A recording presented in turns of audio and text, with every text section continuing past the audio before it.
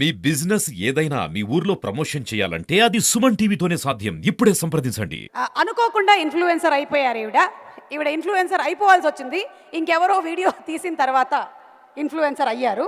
ఎలా అనిపిస్తుంది మీకు? ఆ మార్పు ఇట్లా జరిగిపోయింది కదా సడన్గా 1 డేలో. షాకుల మీద షాకులు అయితే మామూలుగా తగలట్లేదు నాకు. కానీ అసలు నేను ఊహించలేదు.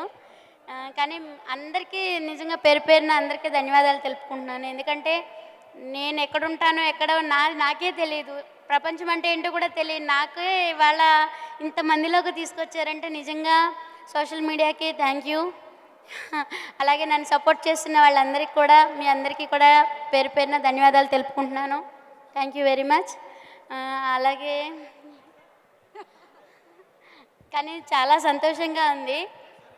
కానీ ఆత్మవిశ్వాసం ఉంటే ఏదైనా ముందుకెళ్ళొచ్చు. నాకు చదువు లేదు అని ఎప్పుడూ బాధపడుతూ ఉంటే, చదువు లేదని బాధపడొద్దని, భక్తికి ముక్తికి చదువులెందుకు, ఆత్మశాంతి ఉంటే చాలు అదే దైవము, చెరువులోన చాపకెవరు ఈత నేర్పిరి, బావిలోన కప్పకెవరు భాష నేర్పిరి, అడవిలోన అమసకెవరు ఆట నేర్పిరి, ఆ చెట్టు మీద కోవెలకెవరు కూత నేర్పిరి, ఆ పుట్టలోన పాముకెవరు బుసలు నేర్పిరి, ఆ పుట్టిన బాలుడికెవరు ఏడ్పు నేర్పిరి అని మా అమ్మమ్మ నానమ్మ నాకు ధైర్యం చెప్పి, నేను చదువుకోలేదని బాధపడుతుంటే ఇంకా చాలా అంటే చాలా చెప్పారు.